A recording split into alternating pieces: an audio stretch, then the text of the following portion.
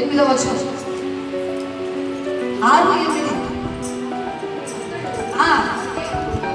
అతడు ప్రత్యేకంగా ఉన్న దినములన్నీ ఎలా ఉండాలి? అతడు ప్రత్యేకంగా ఎలాగా ప్రత్యేకంగా ఉన్న దినములన్నీ ఎలా ఉండాలి? యెహోవాకు చెప్పాలి. ప్రత్యేకంగా ఉండాలి, ప్రతిష్ఠుడుగా ఉండాలి, ప్రతిష్ఠిత వీర ఉండాలి. ఇతడు ఎవరు అంటే దేవునికి ప్రతిష్ఠుడు. అతడు దేవునికి ప్రతిష్ఠుడుగా ఉన్నంత కాలము ఆ దినములన్నీ కూడా ఎలా ఉండాలి? దేవునికి ప్రత్యక్షంగా ఉండాలి, ప్రత్యేకంగా ఉండాలి. ప్రత్యక్షించబడిన వాడిగా దేవునికి ఒక సమర్పించబడిన వాడిగా ఉన్నాం. హల్లెలూయా. ప్రభు యొక్క ఆ రక్తములో కడగబడ్డావు, నీతిమంతుడుగా నువ్వు మార్చబడ్డావు. కాబట్టి మన ప్రకృతులన్నీ కూడా యెహోవాకు ఎలా ఉండాలి?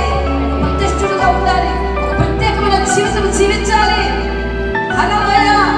ఆ రోజుల్లో దేవుని యొక్క గుడారం దగ్గరికి వెళ్ళినప్పుడు ఆ వెళ్ళే యజమానుడు యాజకుడు ఎలా ఉంటాడంటే ప్రత్యేకంగా ఉండేవాడు, ప్రతిష్ఠుడుగా ఉండేవాడు. ఎలా ఉండేవాడు? చెప్పాలి ఎలా?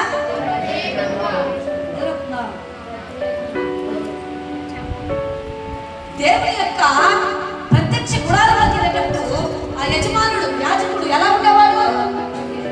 ఎలా ఉండేవాడు? ప్రత్యేకంగా, ఇంకా ప్రతిష్ఠుడుగా ఉండేవాడు. మరి ఎందుకు ప్రతిష్ఠుడుగా ఉండాలి? దేవుని యొక్క గుడారంలో ఏమో చెప్పాము, చాలాసార్లు చెప్పండి. దేవుని యొక్క గుడారంలో ఏమేమి ఉన్నాయి? దేవుని గుడారం తెలుసండి. దేవుని గుడారంలో ఏమున్నాయి? చెప్పాలి. చాలాసార్లు చెప్పాను. ఏమున్నాయి?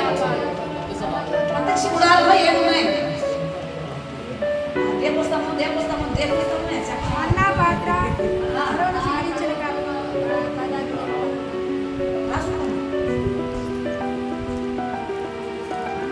దేవుని మందిరంలో, దేవుని గుడారంలో దేవుని మనస్సు ఉంది. ఏముంది? మన చివరిలో అడుగుతున్నా చెప్పాలి. దేవుని రెండవది గంగారం ఉంది, మూడవది ఇత్తడి గంగారం ఉంది, మూడవది దీపవృక్షం ఉంది. హల్లెలూయా. ఏముంది? దీపవృక్షం. నాలుగవది ధూప వేదిక ఉంది. ఏముంది? ఏ వేదిక? ఐదవది సమూహపు రొట్టెల పాత్ర. హల్లెలూయా. ఆరవది ఏమున్నాయి? అక్కడ ఇంకా ఉన్నాయి, మేకులు ఉన్నాయి, తాళ్ళు ఉన్నాయి. ఏమండి? అనేకమైన ఉన్నాయి. అక్కడ స్తంభాలు ఉన్నాయి, మేకులు, దిమ్మలు అన్ని చాలా ఉన్నాయి దేవుని మందిరంలో. ఇవన్నీ కూడా దేవుని మందిరంలో ఉన్నప్పుడు, ప్రత్యక్ష గుడారంలో ఉన్నప్పుడు ఎలా ఉన్నాయంటే ప్రత్యక్షంగా ఉన్నాయి, ప్రత్యేకంగా ఉన్నాయి. అవి ప్రతిష్ఠించబడినవి. ఇవి ఉన్నంత కాలము దేవుని మందిరంలో ఉన్నవన్నీ కూడా ప్రతిష్ఠించబడినవి. అయితే దేవుని సంఘంలో నువ్వు కూడా ఎలా ఉండాలి? ఎలా ఉండాలి? ప్రతిష్ఠులుగా ఉండాలి. నీ జీవితం ప్రత్యక్షముగా ఉండాలి, ప్రతిష్టమై ఉండాలి, ప్రత్యేకంగా ఉండాలి, ప్రతిష్టమై. హల్లెలూయా. ప్రత్యేకంగా ఉండాలి. దేవుని మందిరంలో ఆ గుడారంలో ఉన్నవన్నీ కూడా ఎలా ఉన్నాయంటే ఒక ప్రతిష్ఠించబడి వాటిగా ఉన్నాయి. నువ్వు నేను కూడా జీవించే వాటిని దేవుడు ప్రతిష్ఠించాడు. జీవం కలిగిన నిన్ను దేవుడు ప్రతిష్ఠించాడు కదా. మరి ఎలా ఉండాలి? ఎలా ఉండాలి? ఎలా ఉండాలి? ఉండాలని ప్రభు చెప్తున్నాడు. ఆ రోజు ప్రత్యక్ష గుడారంలోకి వెళ్ళాలంటే ఏముండాలి తెలుసా? పరిశుద్ధత ఉండాలి, పవిత్రత ఉండాలి. యాజకుడు సైతం కూడా భయపడిపోయేవారు. దేవుని మందిరాన్ని మా మనసు దగ్గరికి వెళ్ళాలంటే వణుకు పుట్టేదే వారికి. దేని బట్టి అంటే వారిలో ఒక భయం.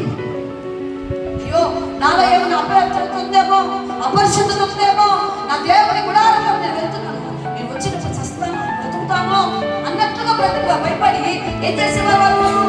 ఆ యాజకులు ఆ మెడకు మొలకు తాడు పెట్టేవాడు. తాడు పెట్టి ఏం చేసేవాళ్ళు? ప్రత్యక్ష గుడారంలోకి వెళ్ళడానికి అది కాదు.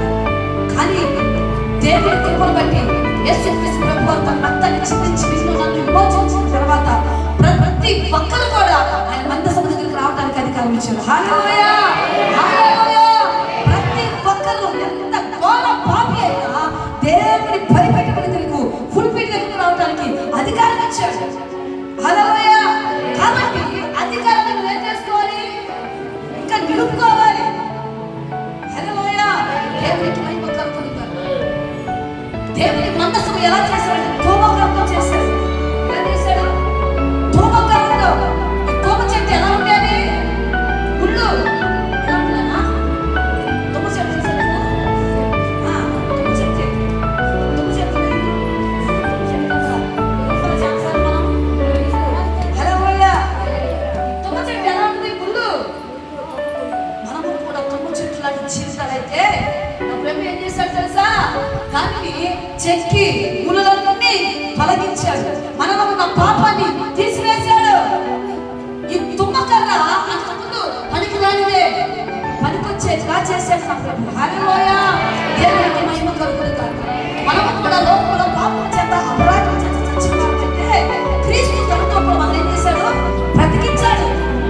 బ్రతికించి మనం ఏం చేశాడు?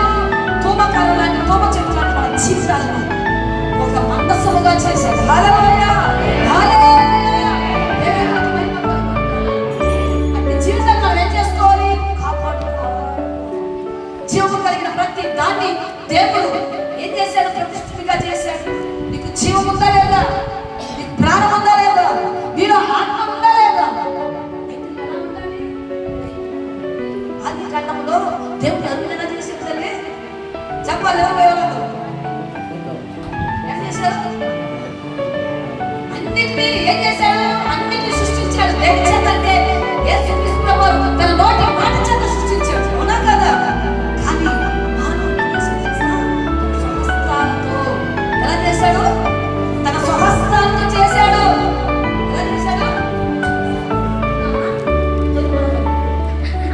స్వహస్తాలతో చేశాడు. చేసి ఏం చేశాడు తెలుసా? జీవ ఆత్మ ఉంది. హల్లెలూయా. ఆయన ఆత్మ నీలో ఉంది. ఆ జీవాత్మ ఊదగా నరుడు జీవాత్మ ఆయన. హల్లెలూయా. నువ్వు బ్రతుకు దినవలన్నీ కూడా దేవుని సన్నిధిలో దేవుని మందిరంలో ఒక ప్రతిష్ఠిత కలిగిన జీవితం జీవించాలి. హల్లెలూయా, హల్లెలూయా. దేవుని మహిమ కలుగును గాక. దేవుని నిర్మాకాండంలో ఒక మాట మాట్లాడతాం. చూడండి, నిర్మాకాండం 8వ అధ్యాయము. నిర్మాకాండం 8. త్వరగా నా ప్రజలను ప్రత్యేకపరిచెదను. రేపు ఈ సూచక క్రియ జరుగునని. హల్లెలూయా. దేవునికి మహిమ కలుగును గాక. చూడండి, దేవుడు ఫరోను చెప్తున్నాడు. ఏమని చెప్తున్నాడు? ఫరో, నా ప్రజలు నీ ప్రజలతో ఉండటానికి వీలు లేదు. ఇది ఎవరు అంటే ప్రతిష్ఠించబడిన వారు, ప్రత్యేకించబడిన వారు, వీరు సున్నతి పొందిన వారు. వీరు ఒక ప్రత్యేకంగా ఉండాలి. ఈ గుంపులో ఉండకూడదు అని హల్లెలూయా. హలో, రేపు ఇదే సమయానికి ఒక సూచక కార్యము నీలో ఈ మధ్య జరుగుతుంది. ఆ ప్రజలు వీరు ఎలా ఉండాలి? ప్రత్యేకంగా ఉండాలి. వెడలి వెళ్ళిపోవాలి. వేరేగా ఉండాలి. హల్లెలూయా. దేవునికి మొదటి నుంచే అన్ని కూడా ఏర్పరుస్తూ వచ్చాడు. వెలుగు చీకటిని ఏర్పరచరా? వెలుగు చీకటిని వెలుగు చీకటిని ఏర్పరచాడా లేదు?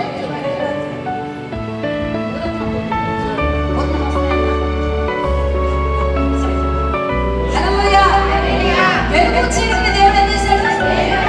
గొర్రెలను మేకలను గోధుమలను గురుగులను దేవుని పిల్లలు అన్ని పిల్లలు అన్నిలో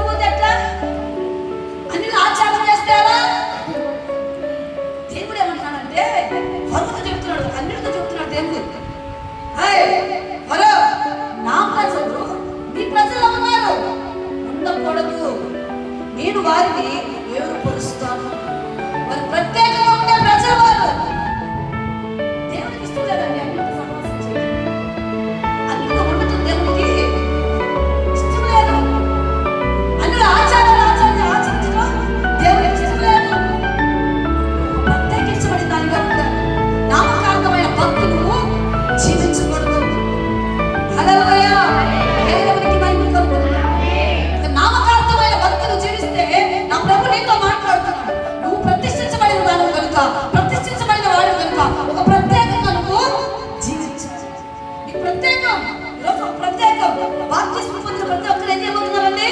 పల్లలో దేవుని యొక్క రక్త మాంసంలో పాలు పొందబోతున్నారు. ఆ యొక్క దేవుని ఆ భోజనంలో ఆయన శరీరాన్ని ఆయన రక్తాన్ని పెంచుకోబోతున్నావు. ఎలా ఉండాలి? ప్రతిష్ఠించబడిన ప్రత్యేకమైన దినమందు నువ్వు ప్రతిష్ఠించబడిన రాణిగా, ప్రతిష్ఠించబడిన రాణిగా, ప్రతిష్ఠించబడిన కుటుంబముగా నీ కుటుంబం నమ్మకం మార్చుకుంటారు.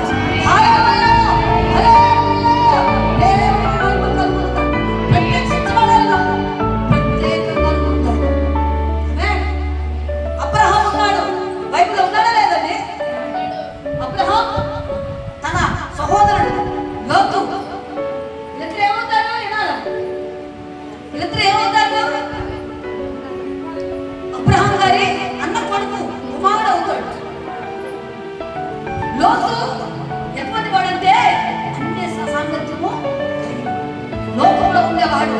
అబ్రహాం ఏం చేశాడు? అబ్రహాం దేవుడితో ఉండేవాడు, దేవుడితో ప్రత్యేకంగా ఉండేవాడు. కానీ అబ్రహాం లోకంతో సాంగత్యం చేశాడు, సహవాసం చేసిన ద్వారా దేవుడు చాలా దినాలు దేవుడు అబ్రహాంతో మాట్లాడాడు. హల్లెలూయా, దేవునికి మహిమ కలుగును గాక. చూడండి ఆది కాండం కదా, చూడండి ఆది కాండం 13వ అధ్యాయం 14వ వచనం. 13-14 ఆ లోతు చూడండి ఇక్కడ మనం బాగా వినాలి. లోతు అబ్రహామును విడిచిన తర్వాత పోయిన తర్వాత యెహోవా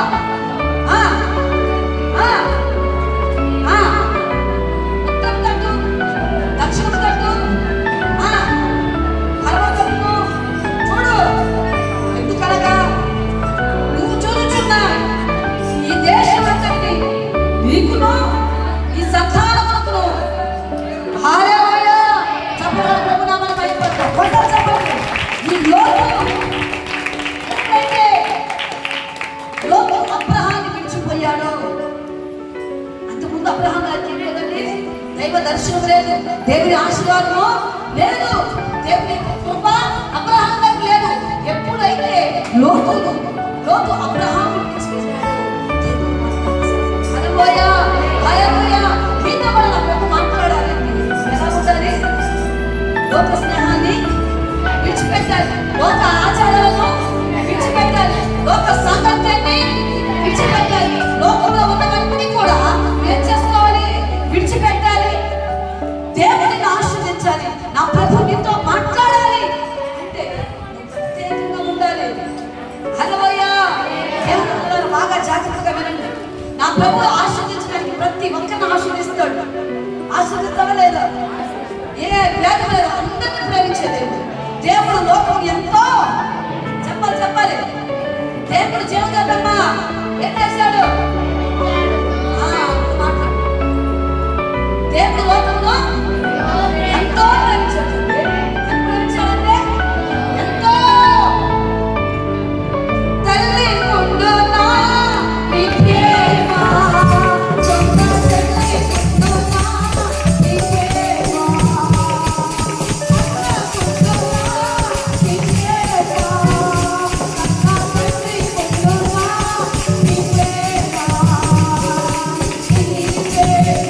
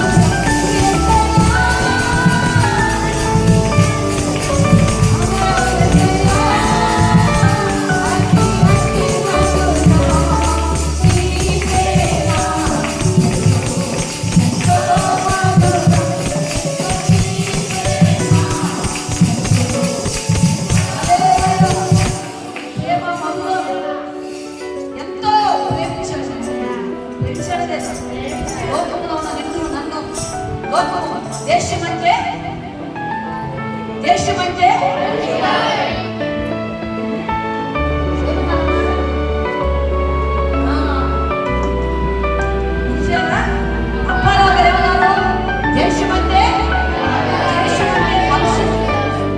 దేవుడు లోకాన్ని ప్రేమించాడు కదా, ఆ లోకంలో ఉన్నాం.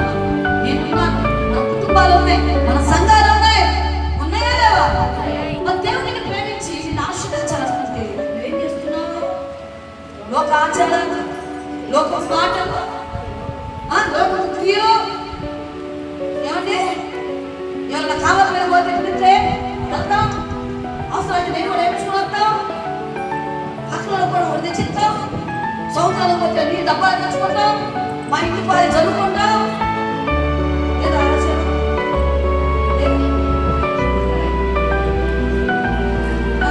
సంవత్సరాలకు డబ్బాలు తెచ్చుకుంటాం, మాకు సంవత్సరం ఏంటంటే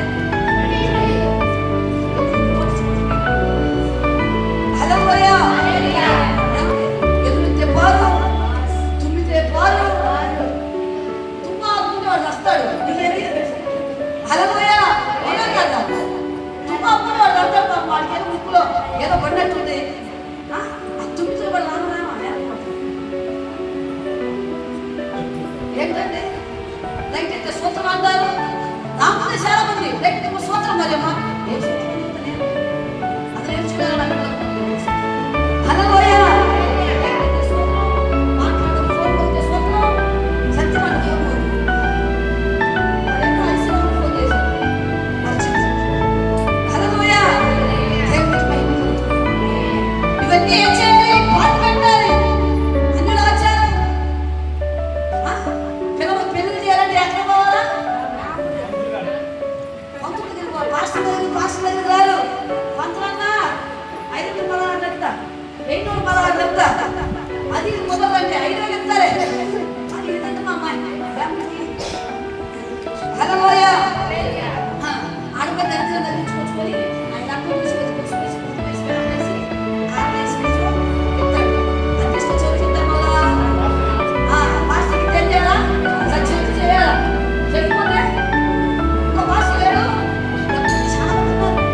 సంఘాల్లో చాలా సంఘాలు ఉన్నాయి. హల్లెలూయా. దేవునికి మహిమ కలుగును. దేవుని నమ్మిన తర్వాత ఏది ఏమైనా దేవుని సన్నిధిలోనే ఉండాలి. ప్రత్యేకంగా ఉండాలి. ప్రతిష్ఠించబడిన వాడిగా, ప్రతిష్ఠించబడిన వాడిగా మార్చబడాలి. లోక ఆచారాలు నీలో ఉండకూడదు. లోకపు మాటలు నీలో ఉండకూడదు. హల్లెలూయా. మనసులో లోకంలో ఉన్నవన్నీ కూడా ఏమి శరీరాశ, నేత్రాశ, చీపు డబ్బాలు ఏవి కూడా నీలో ప్రత్యేకంగా అర్థవంశం చేయాలి. హల్లెలూయా. అబ్రహాం గారు చూడండి, ఎప్పుడైతే లోతుని విడిచిపెట్టారో దేవుడు అబ్రహాంతో మాట్లాడేశాడు. హల్లెలూయా. మాట్లాడాడు. అంత మాత్రమే కాదండి, దేవుడు ఆశీర్వదించాడు అబ్రహాం. దేవుడు నీతో మాట్లాడాలన్నా, దేవుని కుటుంబాన్ని ఆశీర్వదించాలన్నా, మీ పిల్లలను ఆశీర్వదించాలన్నా నువ్వేం చేయబడవు తెలుసా? నువ్వు ప్రత్యేకంగా ఉండాలి. లోకంలో ప్రత్యేకంగా ఉండాలి. హల్లెలూయా. హల్లెలూయా. కొరింథీయులకు రాసిన పుస్తకం చూడండి, 2 కొరింథీయులకు రాసిన పుస్తకం 6వ అధ్యాయం, 2 కొరింథీయులకు రాసిన పుస్తకం 6వ అధ్యాయం 18వ వచనం. 6:18.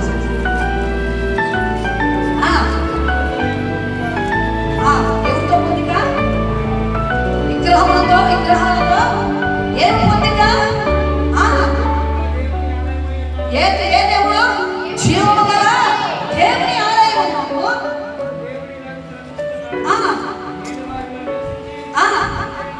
సంతరించును, ఉండును, ప్రజల యుద్ధులు కావున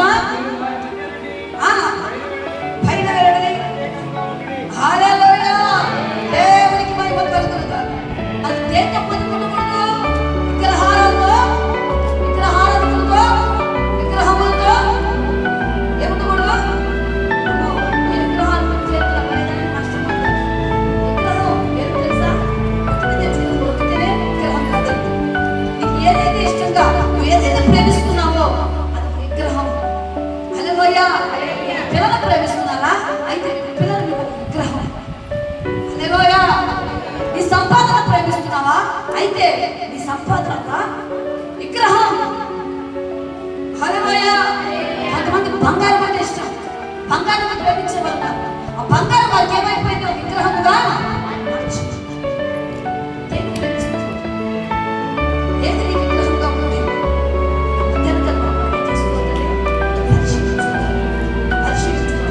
నాకంటే ఎక్కువగా ఎవరు మీరు ప్రేమించండి దేవుడు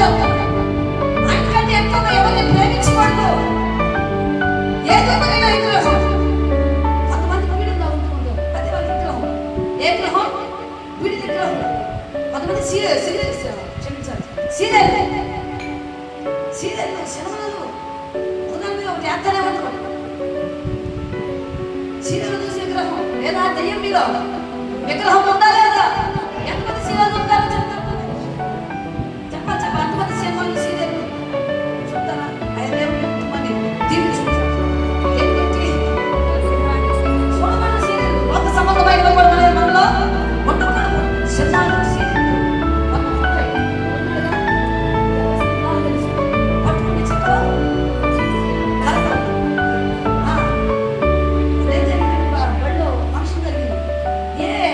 అడిగాడు కొట్టుకున్నాడు పాతానమ్మా ఏడ్చారు కూడా పంపిదా అని పంపించాము అనుకోండి. ఏమైంది ఏమైంది నేను పొద్దున వచ్చి రాయలు పట్టిన పాట అవునా కాదు అలా పంపిదా. ఎందుకంటే లోక సంబంధమైనవి మన నేత్రాలు ఏం చేస్తే ఆకర్షించినప్పుడు నువ్వు ఏం చేయాలి? దూరముగా ఉండాలి. వాటన్నిటి నేత్రాశను జయించాలి. దేవుడు నమ్మాలి, జయించాలి, సమస్తమును జయించాలి. హల్లెలూయా. దీనులు మీరు నివసించి సంచరించాలి. ఎలా ఉండాలి? ప్రత్యేకంగా ఉండాలి. హల్లెలూయా. రెండో కొరింథీయుల పుస్తకంలో అదే మాట్లాడుతున్నాడు. ఇప్పుడు చూడండి ఒకసారి మనం చదువునా. మనకు విగ్రహములతో ఏం పొందిక? మనము జీవము గల దేవుని ఆలయములో ఉన్నాం. మనం ఎవరండి మనం? జీవము గల దేవుని ఆలయం. మనం జీవము గల దేవుని ఆలయం ఉన్నాం. మనలో ఏమనకూడదు? దొంగతనం ఉండకూడదు, అబద్ధం ఆడే మాటలు మనలో ఉండకూడదు, ఏమండి బూతులు మాట్లాడకూడదు. హల్లెలూయా. ఉన్నదానికి కొసలేసి ఉన్నది మార్చేసి ఏది చెప్పకూడదు. అక్కడ మాట్లాడి చెప్పకూడదు, తంటాలు మాటలు ఉండకూడదు. మరి నువ్వు ఎలా ఉండాలి అంటే దేవుడు నీలో సంచరించాలి, నీలో నివసించాలి అంటే అప్పుడే సంఘమా దేవుడు అంటున్నాడు నువ్వు ప్రత్యేకంగా ఉండాలి. నువ్వు ప్రత్యేకంగా ఉండాలి, నీలో సంచరిస్తాను అంటున్నాడు. మీరు జీవము కలిగిన ఒక ఆలయమే ఉన్నారు. హల్లెలూయా. మనం ఎవరు? మన దేహమే దేవుని ఆలయం. మనలో ఏముండకూడదు? అతిశయం ఉండకూడదు, జీవపు డంబాలు ఉండకూడదు, మోసపూరితమైన మాటలు ఉండకూడదు. మనం జీవము కలిగిన దేవుని ఆలయమే కాదా? హల్లెలూయా. హల్లెలూయా. ప్రత్యేకంగా నీ జీవితం జీవించుగాక. ఆ ప్రభు మీలో సంచరించుగాక, మీ కుటుంబాలు సంచరించుగాక. ఆ ప్రభు మీ కుటుంబాలు నివసించుగాక. ఆ ప్రభు ఆశీర్వాదకరంగా మీ కుటుంబాలు మార్చుగాక. ఆమేన్. హల్లెలూయా. ప్రత్యేకంగా ఉండాలి. ప్రత్యేకంగా చూసినప్పుడు అన్యులు ప్రత్యేకమైన జీవితాన్ని వారు కలిగి ఉండాలి. ప్రత్యేకమైన సాక్ష్యాన్ని వారు కలిగి ఉంటారు. మీరు చూసినప్పుడు మీరు తెలియని వ్యక్తి మీలో ఉంటారు. ఆయన నీలో ఉంటాడు, నీతో ఉంటాడు. ఎప్పుడు అంటే ప్రత్యేకంగా ఉన్నాడు. నీలో నేనుంటుంటే, నాలో నీ ఉంటుంటే,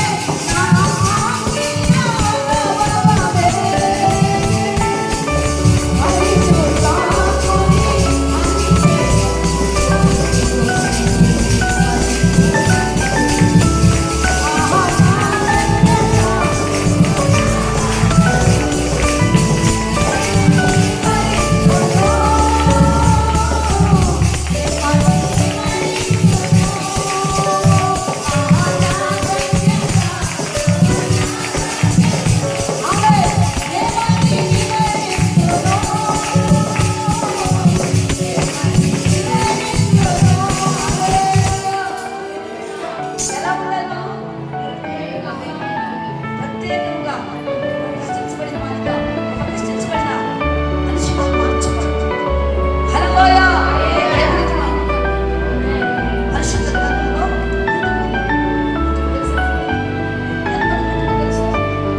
బైబిల్లో ఎవరు వాడతారు?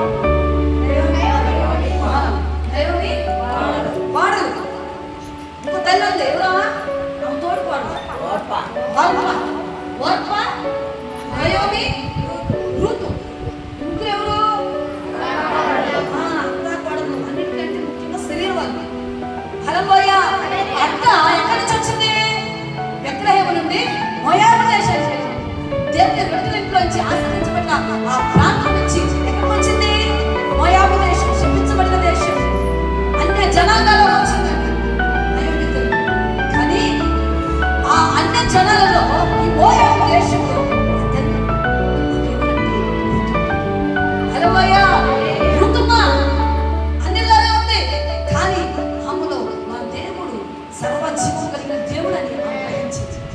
హల్లెలూయా.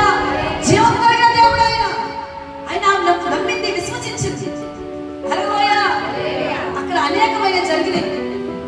ఈ నయోమికి దుఃఖభరితమైన ఆ కార్యాలు జరిగినాయి. పిల్లలు పోగొట్టుకుంది, తన భర్తను పోగొట్టుకుంది, అందరూ పోగొట్టుకుంది. ఒకరోజు వినబడి ఏమనంటే బెత్లెహేములో ఆశీర్వాదము ఉంది, కరువు పోయింది అన్న మాట వినబడుతుంది. మళ్ళీ తిరిగి ఎక్కడికి వస్తుంది? ఎక్కడికి వస్తుంది నయోమి? మోయాబు దేశం నుంచి బెత్లెహేముకి వస్తుంది. వస్తూ తన కోడలతో వచ్చింది. ఏముంది? మా వర్మ, నేను వెళ్తున్నాను, మా దేశానికి వెళ్తున్నాను. మీరు ఇంకా వయసు ఉన్న పిల్లలే, నేను పిల్లలు మళ్ళా కన్నీ ఇవ్వలేను, కాబట్టి మీరు ఏం చేయాలి? దేశానికి ఇంటికి వెళ్ళి మీరు వేరే పెళ్లి చేసుకోండి అందండి. అన్న మాటని అక్క ఏం చేస్తుందంటే అక్కడ ముందు పెట్టేసింది. ఇదే అవకాశం, ఏ అవకాశం? ఇదే సమయం, ఇదే అనుకూల సమయం అనుకుంది. మత్తే అవకాశం వచ్చింది, మత్తే వెళ్ళిపోతుంది. ఇక నా పడతానికి పక్కలేదు అని వెళ్ళిపోయింది. మళ్ళా కూతురు దగ్గరికి వచ్చింది.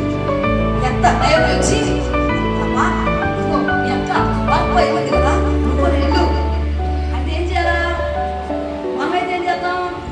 నేనైతే నాకంటే పెద్దదైతే సిగ్గుసేవనండి అన్నట్టు నేను వెళ్ళిపోయేదాన్ని. నాకు లోకమే కావాలా, లోక ఆశలు కావాలి. మా అక్క పోయిందిగా, మా పుట్టిల్లు ఉందిగా అని నేనే పోయేదాన్ని. కానీ ఆ తల్లి పోలా. ఏమో తెలుసా? అత్త నువ్వు మాట అంత ఏముంది? నీ చెల్లె చెప్పండి, నీ ఊరే, నీ దేవుడే, ఎక్కడ చేస్తే హల్లెలూయా. తండ్రి ప్రత్యేకంగా ఆమేన్. హల్లెలూయా. ఏం జరిగింది? మోయాజు పొలంలో పలుకులేని పరిస్థితికి వెళ్ళిపోయింది తండ్రి. ఆశీర్వాదం కావాలని శ్రమ పడాలి, ఆశీర్వదించబడాలని శ్రమ వస్తుంది. నువ్వు ప్రత్యేకంగా శ్రమ వస్తుంది, నువ్వు ప్రత్యేకంగా శోధన వస్తుంది, నిందలు వస్తాయి, అన్ని వస్తాయి. ఏం చేయాలి? తాయి చేసుకొని పోయి సోది కనపోయేంత ఏడపోవాలా? సోది కనపోయేంత అమ్మాయి బండి సోది పోయేంత. హల్లెలూయా. యూదుమ్మ తన దేవుడు కావాలి, సర్వజనుల దేవుడు, సర్వజనులకు దేవుడైన దేవుడు, సర్వ అధికారం కలిగిన దేవుడు, జీవం కలిగిన దేవుడు నాకు కావాలనుకుంది. శ్రమైన ఓర్చుకుంది. హల్లెలూయా. వస్త్రహీనమైన ఓర్చుకుంటుంది, కరువైన ఓర్చుకుంటుంది. ఏమంటే ఎన్నస్తున్నారు భర్త లేదు, ఆ పొలంలో పరికరం అనుకుంటే అక్కడ చుట్టుపక్కల అందరూ కూడా ఎంత అవమానకరంగా ఆ తల్లిని చూసుకుంటారు లేదా? హల్లెలూయా. ఎదవలాంటి లోకస్తులకు అలుసు. ఈ ఎదవలాలు అనేకమైన పడింది. కానీ ఆ దేశాన్ని విడిచిపెట్టిన ఆ నయోమి దేవుని విడిచిపెట్టినారే. ఏం చేసింది తెలుసా? శ్రమైన ఉందండి, అక్కడే కరువైన ఉందండి, వస్త్రైన ఉంది, నిందలైన ఉంది, అవమానమైన ఉంది. చివరికి ఏమైంది తెలుసా? ఆ నిందే ఆ ఆశలు. హల్లెలూయా. ఏ బోయాజు పొలంలో పరిచయం జరిగిందో ఆ తల్లిని నా దేవుడు ఆ బోయాజు పొలముకు యజమానురాలు నా దేవుడు మార్చాడు. హల్లెలూయా. చెప్పండి దేవుడు పడతాం పట్టే చెప్పండి. హల్లెలూయా. నా ప్రతి ఎదరాలుగా దేవుడు మాట్లాడుతుంది. ఎదరాలుగా స్థితిలో ఎదరాలుగా ఉండి బాధపడుతున్నావేమో ప్రియా దేవుని పిల్లలారా, నా దేవుడు మీతో మాట్లాడుతున్నాడు. ఇప్పుడు కన్నీరు కలుస్తున్నావేమో, ముందు ముందు నా ప్రభు నేను నీ జీవితాన్ని కూడా ఆశ్చర్యకరంగా మార్చునుగా. హల్లెలూయా. నా దేవుడు నీకు అంతలాగా నాట్యంగా మార్చునుగా. నీకున్న ప్రతి భాష విందో నా దేవుడు కొట్టువేయబడునుగా. హల్లెలూయా. ఏ ఎదలాడి స్థితిలో నువ్వు బాధపడుతున్నావు, నీతి కొరకు ఆకలి తప్పుకోలేకపోతున్నావేమో, నా దేవుడు నిన్ను ఆశ్చర్యకరంగా మార్చునుగా. నీ పిల్లలు ఒక తలగా మార్చునుగా. ఆమేన్. దేవునికి మహిమ కలుగునుగా. నా దేవుడు ఆశీర్వదిస్తాడు. ఎప్పుడంటే ప్రత్యేకంగా ఉంటే. హల్లెలూయా. కాగా దేవుని పిల్లలారా, నా ప్రభువు మీతో మాట్లాడుతున్నాడు. మీరు ప్రత్యేకంగా ఉండండి, ప్రత్యేకంగా ఉండండి. యేసయ్య రక్తంలో కడగబడిన తర్వాత ఒక ప్రత్యేకత నీలో ఉండాలి, ఒక సాక్ష్యం నీలో ఉండాలి. దేవునికి మహిమ కలుగునుగా.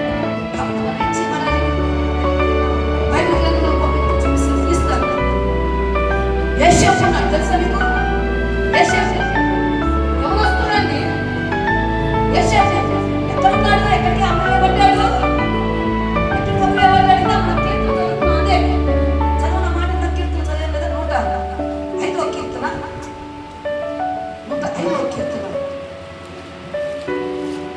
ఐదవ కీర్తన త్వరగా.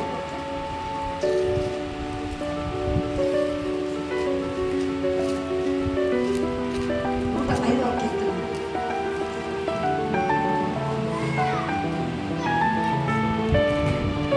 పద్నాలుగు చదువు.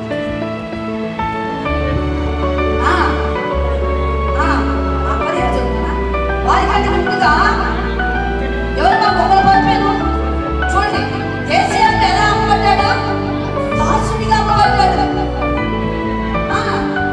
చూడండి ఆయనకి ఏమైంది? తన కాళ్ళను బాధపరిచాడు, తన ప్రాణాన్ని బాధపరిచాడు. అయినప్పటికీ చూడండి, సొంత అన్నదమ్ములే, ఎవరు? సొంత రక్త సంబంధులే, సొంత అన్నదమ్ములే ఏం చేశారు? యేసేపును అమ్మివేశారు. దేని బతికంటే యేసేపు ఎలా ఉన్నాడంటే పరిశుద్ధంగా, నీతిమంతుడుగా ఉన్నాడు. తన అన్నం చేస్తున్న అపవిత్రత పనులని, అసహ్యమైన కార్యాలన్నీ ఎవరు చెప్పేవాడు? తెచ్చి మోసుకొని తీసుకొచ్చి తన తండ్రి తెచ్చి చెప్పేవాడు. దాన్ని బట్టి యేసేపు ఏం తెచ్చుకున్నాడు తెలుసా? శ్రమ తెచ్చుకున్నాడు. ఆ కోట పడవేశాడు, ఐగుప్తుని నమ్మేశాడు, చెరసాల్లో పడ్డాడు. అయినప్పటికీ ఐగుప్తు దేశంలో ఒక్కడే ఉన్నాడు. ఎప్పటి కాలంలో ఉన్నాడు. ఎప్పుడు తన రక్త సంబంధికులు, అన్నదమ్ములు, తండ్రి ఎవరు లేరు. ఎలా ఉన్నాడు తెలుసా? పవిత్రుడుగా ఉన్నాడు. హల్లెలూయా. పోతీఫరు భార్య లేచింది ఆయన మీదకి. సాతానుడు అంతే గురువు ఒప్పుతూ ఉంటాడు ఒకసారి మన మీదకి. ఏది ఆకర్షించుకుంటే దేని వల్ల మనం పడిపోతామో వాడు మనకి దాన్ని ఎరగేస్తాడు. మరి మనం ఏం చేయాలి? దాన్ని జయించాలి. యేసేపు ఏం చెప్పాడా? ఎవరి కాలంలో యేసేపు ఏం చేశాడు? పోతీఫరు భార్య వచ్చింది కదా, అప్పుడు ఏం చేశాడు? పారిపోయాడా? అంటే నీవే నా అన్నాడా? అలా పారిపోయాడు. చొక్కా కూడా ఆమె చేతిలో వదిలిపెట్టి పారిపోయాడు. హల్లెలూయా. అంత పరిశుద్ధుడు యేసేపు. అటువలే మనం పరిశుద్ధంగా జీవించాలి. యవ్వన కాలమందు దేవుని పిల్లలు ఎలా ఉండాలి? పరిశుద్ధంగా ఉండాలి. దేవుని వాక్యం చేత నేనంతా ఏం చేసుకోవాలి? సరి చేసుకోవాలి. హల్లెలూయా. ఎవరు చూస్తున్నారే? నువ్వు ఈ పాపం చేస్తున్నా, నువ్వు చూస్తా